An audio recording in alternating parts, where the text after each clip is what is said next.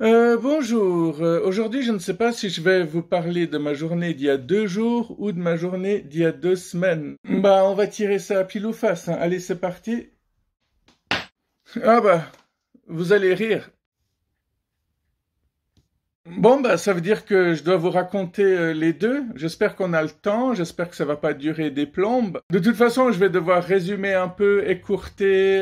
Je vais pas pouvoir donner tous les détails, donc c'est parti. Bon, il y a 2 jours en arrière, je devais aller voir une humoriste. Je ne la connaissais pas. Je l'avais découverte parce que j'étais en train de scroller sur les réseaux sociaux. Tout à coup, elle est apparue. Je me suis dit, ah, c'est cool. C'est pas trop loin de chez moi, c'est pas trop cher. Du coup, je devais me rendre dans une ville qui a pas la réputation d'être la plus sympa. Ouais, on peut dire que c'est Lausanne, hein. Ah, voilà, c'est fait maintenant, c'est dit. Hein, cette fameuse ville où quand tu t'arrêtes en voiture, les gens en général ils te disent pas merci. Des fois, quand je dis bonjour aux gens dans la rue, j'oublie qu'ils sont pas dans les villages dans lesquels j'ai habité.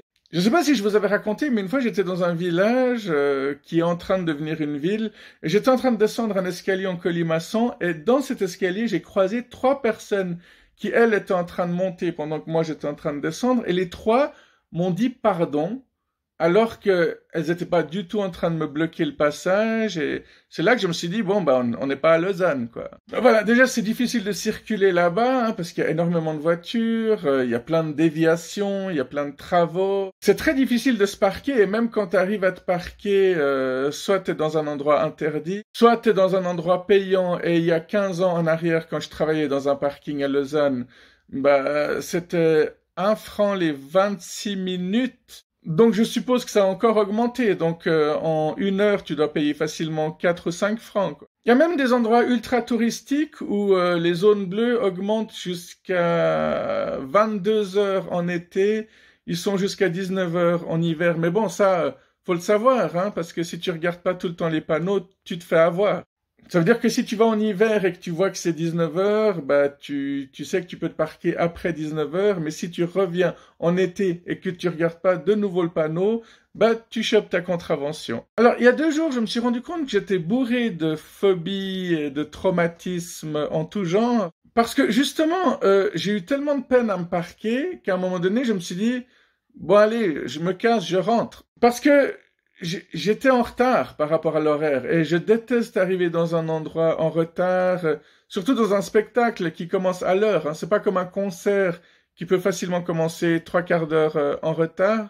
Tout ce qui est cinéma, théâtre, humoriste, en général, ça commence relativement à l'heure. Et là, vraiment, je me suis rendu compte que j'avais pas envie d'arriver dans un endroit où tout le monde me regarderait parce que je suis en retard. Des fois, j'ose même pas lever mon store tellement il fait du bruit et chaque fois que je le lève, bah, toute la rue en bas se tourne vers moi et je déteste ça. Non, non, je suis pas quelqu'un qui recherche sans cesse de l'attention, hein. Ça, c'est une fausse image. Pour finir, je me suis dit, allez, merde, Bibo, t'as quand même payé ta place et puis voilà, t'es plus courageux que ça quand même, hein. T'en as vécu d'autres, quoi. C'est marrant parce qu'au moment où j'ai enfin trouvé une place, bah, je savais pas si c'était une place interdite ou pas. Je me suis dit, bah, allez, je prends le risque.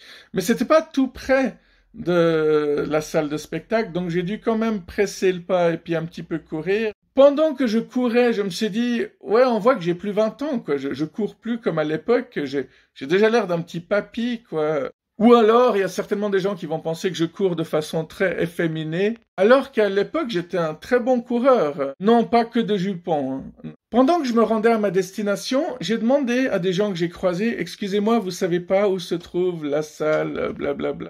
À une époque, je parlais beaucoup aux gens. Ensuite, j'ai subi un traumatisme qui a fait basculer ma vie. Et après, je suis devenu parano, ce qui fait que pendant longtemps, j'ai plus parlé aux gens. Mais je sens que ça revient, là, hein. Et j'aime bien le fait que quand tu abordes les gens et qu'ils voient qu'il n'y a pas de danger, ils peuvent être relativement sympas. Et oui, même à Lausanne. Alors, j'aime bien tester tout ça, hein, vous me connaissez, j'aime bien m'approcher des gens. Parce que dans leur tête, ils doivent se dire qu'est-ce qu'il veut. Il veut forcément une petite pièce pour aller s'acheter de la drogue, hein. Mais au moment où tu leur demandes un renseignement auquel ils peuvent répondre, les gens se montrent assez ouverts, conciliants, prêts à perdre quelques secondes de leur vie. Il y a des détails auxquels il faut faire attention. Si tu abordes un couple, faut pas baver devant la femme et ne regarder qu'elle. Quand j'aborde plusieurs personnes, j'essaye de les regarder un peu chacun à tour de rôle pour que personne se sente délaissé. Quand j'ai enfin atteint le Comedy Club 13, oui, ça aussi c'est un secret que je viens de dévoiler, je suis arrivé et j'ai demandé à la personne qui était à la caisse, mince, je suis en retard, en faisant un peu l'innocent. Et le plus fou, c'était sa réponse. Elle m'a dit, oh, vous avez juste loupé la première partie, donc c'est comme si vous aviez rien loupé. Sympa pour la première partie. Et quand je suis rentré dans la salle, j'ai vu qu'il y avait quelques chaises vides, et puis je savais pas si je pouvais m'asseoir, et puis premièrement, je déteste arriver en retard, deuxièmement, je déteste m'asseoir devant quelqu'un à qui je vais boucher la vue, mais la personne derrière moi a été très sympa et le spectacle était très sympa. J'ai bien vu dans les yeux de l'humoriste qu'elle m'a repéré au moment où je suis rentré. J'ai rapidement chopé le spectacle. Hein. C'était une humoriste féminine qui, une fois de plus, parlait beaucoup de sexualité. Et je suis assez surpris de voir que les femmes aiment bien ça, en fait. Je me suis posé la question, est-ce que quand tu fais de l'humour sexuel, est-ce que tu dénigres et rabaisses automatiquement le sexe opposé? Parce qu'il y a quand même beaucoup de... J'ai connu un mec qui faisait ci, un type qui enlevait pas ses chaussettes pendant l'amour, un mec qui devait faire ci ou ça. À moins que tout le long, tu te moques de toi en disant « Ah, je suis arrivé en retard, ce jour-là, j'ai pas pu me doucher, j'ai pas pu me raser, m'épiler les jambes. » On en a de réponses. Hein. Heureusement que dans ma tête, je dialogue avec moi-même, hein, parce qu'il y a une personne dans ma tête qui dialogue toujours avec une autre, et c'est comme ça que j'écris des dialogues pour les textes que j'écris d'ailleurs. J'ai même participé au spectacle. À un moment donné, la personne disait des trucs sur les chiens, et moi j'ai crié « Ouais, mais les chats, c'est pire !» Du coup, elle m'a demandé si j'avais un chat. Je lui ai répondu que non, justement pas. Et quelques minutes plus tard, elle a demandé par applaudissement qui c'est qui suit une psychothérapie. J'étais le seul à applaudir. Du coup, elle m'a surnommé Monsieur Chat qui suit une thérapie pendant son spectacle. Des fois, je me fais remarquer alors que c'est même pas voulu. Quand j'étais à l'armée, par exemple, le premier repas qu'on a reçu, c'était des chips avec du poulet. Et moi, en ouvrant mon paquet de chips, je l'ai fait péter, les chips ont giclé, et du coup, j'étais le premier à être de corvée nettoyage. Le deuxième ou le troisième jour, toujours à l'armée, en sautant du camion dans lequel on nous avait embarqués, j'ai une lanière de mon sac qui est restée accrochée au crochet du camion. Vous savez, celui qui sert à remorquer d'autres véhicules. Bref, je vous raconterai d'autres épisodes de l'armée, mais vous saurez que j'ai tout fait pour essayer de rester discret, mais que j'ai pas réussi un seul instant. Et pour en revenir à ce spectacle, c'était vraiment très sympa. Je fais partie des gens qui ont attendu l'humoriste à la fin pour aller boire un verre avec, lui poser des questions, et c'était très sympa. Après, j'avais faim et je me suis dit, bon, les seuls endroits qui sont ouverts à cette heure-ci, c'est les fast-food. Donc, j'ai décidé d'aller à un fast-food auquel j'étais jamais allé. Et là aussi, sur mon chemin, j'ai parlé à plein de personnes en leur demandant si ce fast-food était dégueulasse ou si ça valait la peine d'y aller.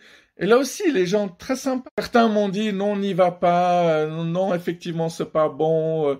Si tu veux vraiment manger un truc au poulet, et si t'as beaucoup d'argent, j'ai dit non, non. Mais combien de personnes répondraient oui, hein? Quand quelqu'un te dit, si vous êtes quelqu'un qui avait beaucoup d'argent, tu dis non. On vit quand même une époque où si on te file 1 million, tout ce que tu fais, c'est payer tes factures et te débarrasser de tes dettes. Après, il te reste plus rien parce que même un café, c'est trop cher. Purée, hier, je me suis acheté du cacao. Le sachet est presque un tiers de ce qu'ils étaient à l'époque, et le prix, évidemment, a doublé. Donc, t'as nettement moins pour nettement plus cher. En arrivant au fast-food, je me suis rendu compte que c'est pas le genre d'endroit où tu dis facilement bon appétit aux autres personnes que tu croises. Et pourtant, je l'ai fait. J'ai vu des sourires un peu gênés, mais satisfaits. Ah, parce que qu'est-ce que j'ai fait au final, c'est que je me suis intéressé à des gens peut-être qui ont été invisibles toute la journée. Et du coup, ils se disent, ah, mais j'existe quand même pour quelqu'un. J'ai même croisé des jeunes à qui j'ai simplement demandé, alors, qu'est-ce que vous pensez de l'intelligence artificielle? Ils m'ont dit, c'est quand même une bonne chose, c'est un truc qui deviendra essentiel, mais ça ne remplacera jamais l'art, par exemple. Ils ont sans doute repéré que j'étais artiste aussi, hein, parce que ça vient pas de n'importe où, une phrase comme ça. Une fois que j'ai fini mon repas relativement dégueulasse, ouais, là je peux le dire, ben, j'ai dit au revoir à la caissière qui m'avait servi. Et là aussi, les fast-foods, c'est pas le genre d'endroit où quand tu pars, tu laisses un pourboire, tu dis c'était très bon, au revoir, à bientôt. Non, mais moi je l'ai fait. Parce que j'aime bien sortir de la routine, hein. Je vous avais parlé de ma peur d'arriver en retard, de faire du bruit et que tout le monde se retourne pour me voir, mais l'autre truc qui me dérange relativement beaucoup, c'est que quand je suis à un spectacle d'humour, j'ai pas le rire facile, du coup, ça m'embête des fois d'être le seul à pas rire, entouré de personnes qui éclatent de rire, mais je fais partie de ces personnes qui n'ont pas besoin d'exprimer pour pleinement apprécier. Donc voilà, je vous parlerai de ma journée d'il y a 2 semaines une autre fois, évidemment, et en attendant, prenez soin de vous, bye bye, bye bye.